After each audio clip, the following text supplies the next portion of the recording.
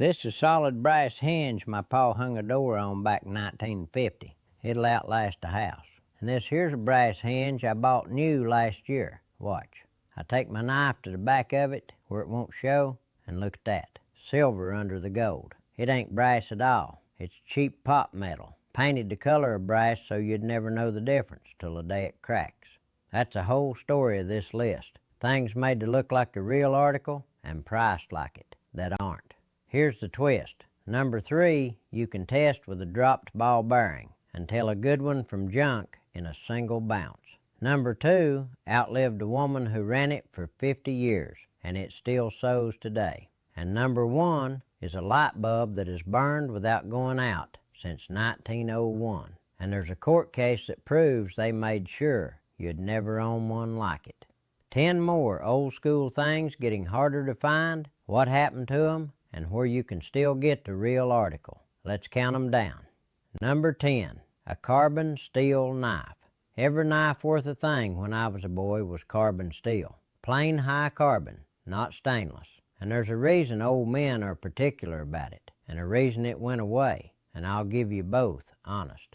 Carbon steel takes an edge a stainless knife can only dream of, and it takes it easy. A few passes on a stone and it's shaven sharp, and you can touch it up in the field on a creek rock if you have to. Stainless is harder to sharpen, and in the cheap grades, it won't hold as fine an edge. It just won't. So the old carbon knife cuts better and comes back quicker. Now here's the honest half, because I'll not sell you a thing straight. Carbon steel rusts. You cut an apple with it and leave it wet, and it'll spot brown by morning. That's the trade. Stainless came in because it don't rust, and most people would rather have a duller knife than a rusty one, and I don't blame them. And I'll tell you plain, the good modern stainless, the Japanese steels and such, has closed most of that gap. So this isn't stainless as junk. It's that a plain carbon blade, wiped dry and given a wipe of oil, will outcut and outsharpen the cheap stainless in most any drawer for a fraction of the money.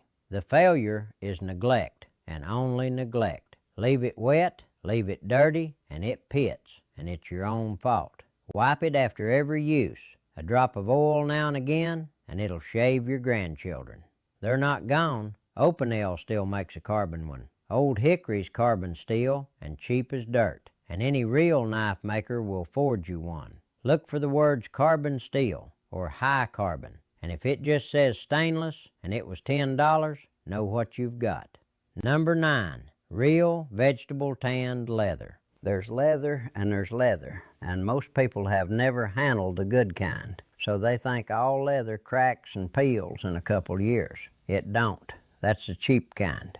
The old way is vegetable tanning, tanned with the tannins out of tree bark, oak and hemlock and chestnut, and it takes weeks, months even, in the pits. What comes out is firm and solid, and it ages instead of dying. It darkens and burnishes and takes on a shine from your hands. And a veg tan belt or a set of harness will go 50 years and can be fixed when it finally wears. Paul's harness was this, and I dressed it every winter, and it outlived 2 mules.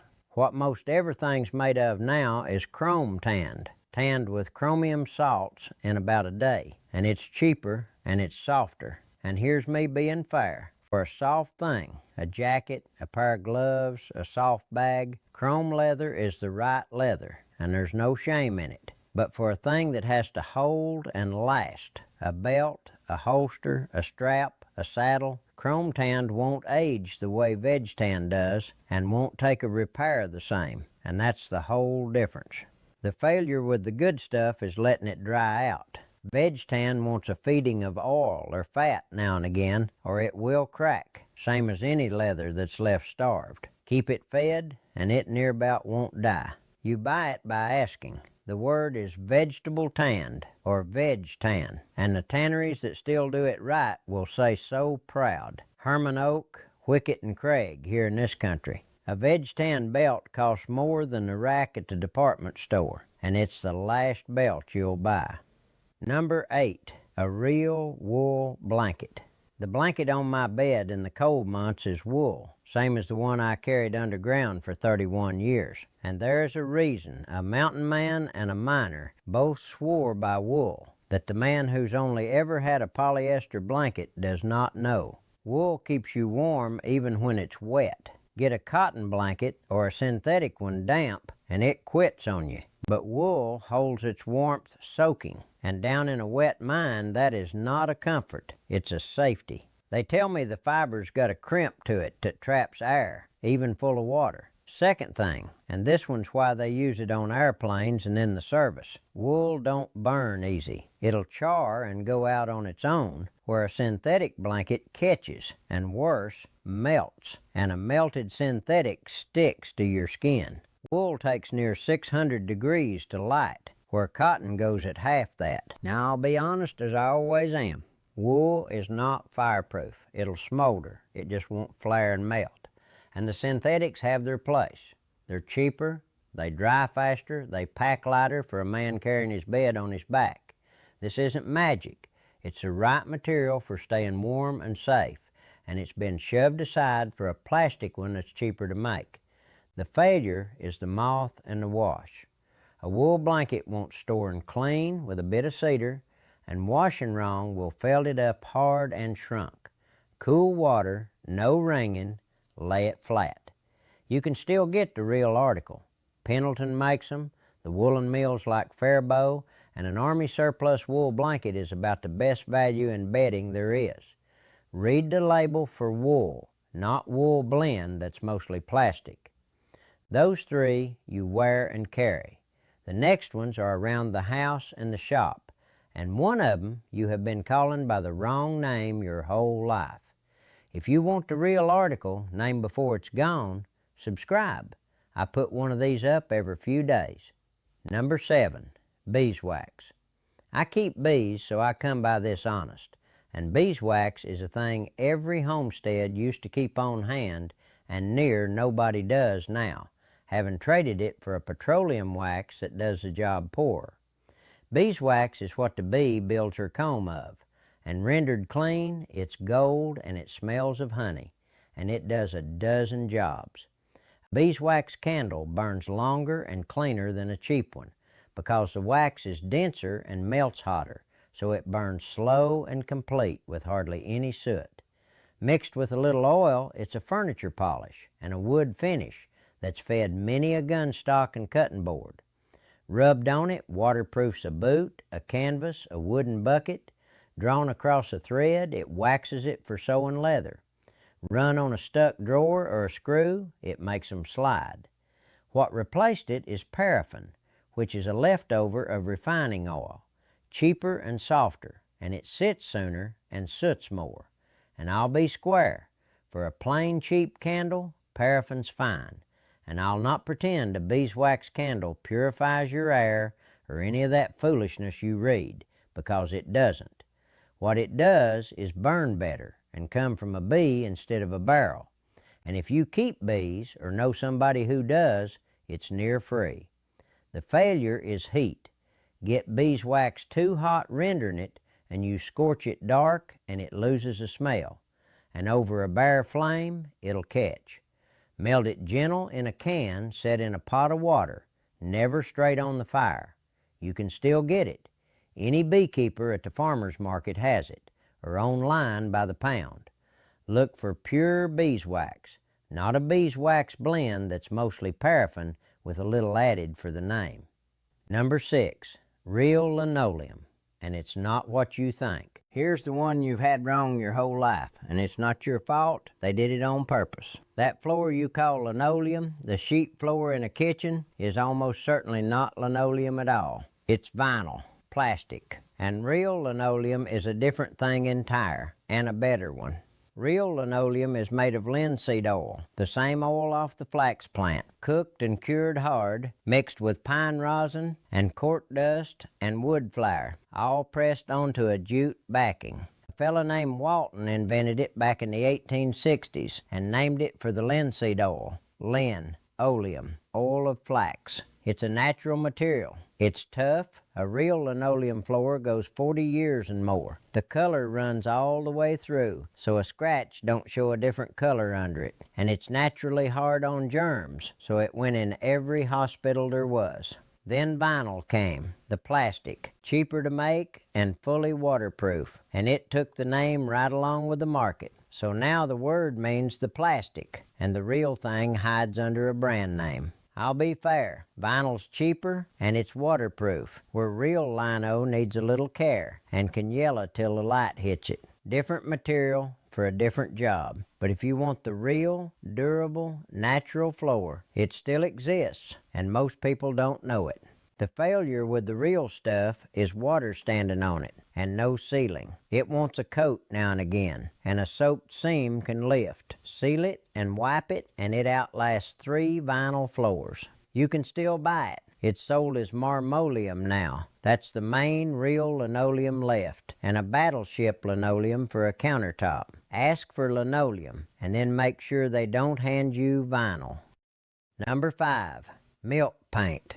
Before there was a can of latex at the store, a mountain family painted the furniture and sometimes the walls with paint they mixed from milk. And it's the reason the old painted pieces you see in an antique store still have their color 200 years on. Milk paint is exactly what it sounds like, near enough. A curd of milk, the casein, mixed with lime and colored with an earth pigment, a clay or an ochre dug out of a bank. The lime and the milk protein set up into a hard finish that soaks into raw wood and grips without a primer and won't peel like a plastic paint does because it breathes. It lets the wood give off its damp instead of trapping it. That's why it lasts. Now the honest notes, 2 of them. It's caustic to mix. The lime will burn your skin and your eyes. So you wear gloves and you're careful. And it don't keep. You mix what you'll use that day from a powder, because once it's wet, it's milk,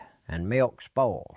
So it's more trouble than cracking the lid on a can. But it's near indestructible on the wall. It's got no poison fumes in it, and the color is a soft, deep thing a plastic paint can't touch.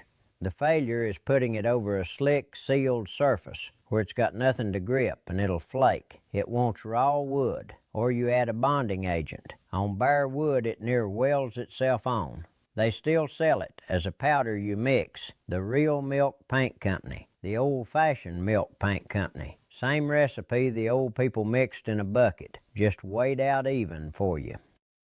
Number 4, solid brass, and how they fool you.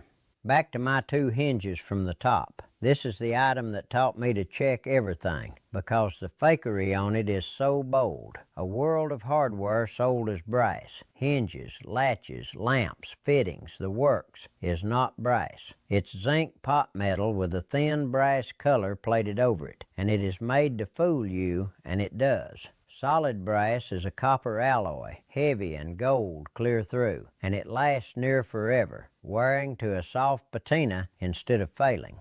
Fake is a cheap zinc casting. They call it pot metal or Zamac, plated a few thousandths thick with brass color. It looks identical in the store. Then the plating wears through at the corners to a dead gray. The zinc corrodes and swells, and the casting cracks where solid brass would just bend. Now here's the part that matters, and where near every website will steer you wrong. They'll tell you to test it with a magnet. That is useless, and I want you to hear me. Zinc is not magnetic, and brass is not magnetic. So the fake passes the magnet test just as pretty as the real thing. A magnet only catches a plated steel. It cannot tell brass from zinc, and anybody telling you different has never done it. Here's the test that works. You scratch it in a hidden spot, the back of a hinge, hard, down through the surface. Solid brass is the same gold all the way down. The fake shows silver under the color where your knife cut through the plating. That's the whole tale, and it takes 1 second. Heft helps too. Real brass is noticeably heavier, but the scratch is sure. You buy it by the words. It has to say solid brass. If it says brass finish or brass plated or brass tone, that's the pot metal. Set it down. The restoration hardware outfits sell the real solid article, and any old hinge out of a salvage yard is solid brass because that's all they made. Number 3. A real anvil. I dressed tools on an anvil in the mine shop for 31 years, so this one's close to me. A good anvil is a lifetime tool, a 100-year tool, and the store is full of things shaped like an anvil that are junk, and there's a test to tell them apart that costs you nothing. A real anvil is forged or cast of steel with a hard tool steel face, and that hard face is the whole point. It throws the hammer's blow back up into the iron so the metal moves instead of the anvil eating a lick. The junk ones are cast iron, soft and brittle, and the smiths call them ASOs, anvil-shaped objects. They dent under the hammer. They don't return a thing, and hit wrong they crack or send a chip past your eye. Here's the test, and it's a good one. You drop a steel ball bearing an inch across onto the face from about knee high, 10 inches or so, and you watch it bounce. A real hardened anvil throws it back 70, 80, 90% of the way up. It near comes back to your hand. A cast iron object gives a dead little hop, a tenth of the drop, a thud, and there's your answer. Do it on a few spots across the face, because even a good old anvil can have a bad weld in the face and bounce dead in one place. Now hear the honest part, because folks get this wrong too. They'll tell you a good anvil rings like a bell. Mostly true, but the Fisher anvils, some of the best ever made, ring quiet on purpose. That was the selling point, an anvil that didn't split your ears all day. So a quiet anvil is not a bad anvil. Trust the bounce, not the ring. The good American makers are gone. Peter Wright, Haybudden, Trenton, Fisher. So you hunt the old ones at farm sales and pay by the pound. Or you buy new from the few real makers left, Rigid and Pettinghouse and such. Never a cast iron one off the discount rack, whatever it cost. Number 2. The machine that outlived the woman who ran it. Ma sewed on a Singer treadle machine, foot-powered, not a wire to it. And I want to tell you where that machine is right now. It's in my daughter's house, and it still sews. And Ma's been gone since '91. That is the item. The old sewing machines, the Singers, from about the 1890s up to the 1960s, were built near all of metal, made to be oiled and taken apart and mended and run forever. And run forever they have. There are more of them sewing today than anybody can count. The Model 15s and 66s and the little featherweight the quilters would about fight you for. Being the small engine man in the family, I was the one oiled Ma's and set its timing, and there was never a thing in it I couldn't fix with a screwdriver and a drop of oil. Then, into the 1960s, they started building with plastic gears inside, and a plastic gear is a thing that cracks and strips, and there's no fixing it. The machine's thrown away. Ask any sewing machine repairman what kills the modern ones, and he'll say a cracked plastic gear every time. They quit building a Heirloom and started building the thing you replace. The honest note, the old machines mostly sew one stitch, a straight stitch. And if you want to sew a stretchy knit or a fancy buttonhole, a modern machine does more. That's fair. But for plain, honest sewing that holds, and for a machine that works when the power's out, and that your grandchild will still run, the old iron Singer has never been beat. You do not have to look far. They're at every estate sale for next to nothing, because folks think old means worthless. A repair shop will have refurbished ones. Buy a 15 or a 66 or a featherweight, oil it, and hand it down. Number 1. A thing built to be fixed. There's a light bulb in a firehouse out in Livermore, California, and it has burned near without going out since 1901, 120-some years. You can watch it on a camera right now. And every bulb you have ever bought burned out inside a year or two. And here's the thing, that's not an accident, and it's not a rumor. It's in a court record. Back in 1924, the big bulb makers of the world, our General Electric among them, met in Geneva and formed what they called the Phoebus Cartel, and they agreed to do a thing. Bulbs at the time lasted 2,000 hours and more. They agreed to cut that down to 1,000 on purpose. and they find their own factories that made a bulb lasting too long. A man dug the papers out of the German company's own archive, and a United States federal court in 1949 found General Electric guilty of it. That is not me spinning you a tale. That is proved in a courthouse, and it's the honest bones under every joke about things not being built like they used to. Now let me be careful and fair the way this channel is, because it's easy to run too far with this. Not everything that wears out is a scheme. That firehouse bulb lasts partly because it's low power, and they hardly ever shut it off. Not just because it was made better.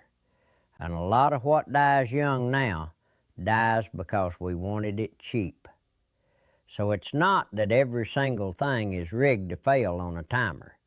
It's the one thing they proved in court, and 100 years of quiet choices after it, to seal a thing shut instead of screwing it together, to glue it where they used to bolt it, to stop printing the repair manual, to make the parts you'd need impossible to get, so that a broke thing means a new thing bought instead of an old thing fixed.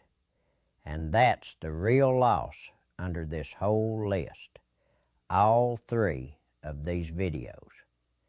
It isn't the brass or the wool or the anvil. It's that a thing used to be made to be opened up and mended and handed down, and a man was expected to fix what he owned, and there was a store with the part and a fella who knew. Every item I've named you is just a piece of that older idea, that you buy the good one once, you keep it up, and it serves your grandchildren. There's folks fighting to bring it back. They call it the right to repair. And there's laws passing now to make companies sell you the parts and the manuals again. That's a good fight. But you don't have to wait on it. You can go find the old good thing today, the solid brass and the carbon steel and the iron singer, made in a time when made to fix was just how a thing was made. And most of it is still out there, still working, waiting on somebody who knows what they're looking at. One thing before I go, and I'll only say it the once. Everything I know, everything on this channel, I'm putting in a book, sourced the way we do it here. Every claim with where it comes from, so it's written down and checkable before the last of us takes it into the ground. If you want it, it's at EzraCade.com. That's the only time you'll hear me say it. They knew. Now it's written down. Here's my challenge. Pick one and go find the real article. Take your knife to the back of a brass hinge and see, is it gold or silver underneath? Drop a ball bearing on an anvil before you buy it. Or go to a farm sale and bring home an iron singer for $10 and oil it back to life. Then tell me in the comments, and I mean this one, what's the oldest thing in your house that still works, that was made to be fixed? A tool, a machine, a pan, and who did it come down from, and what county were they in?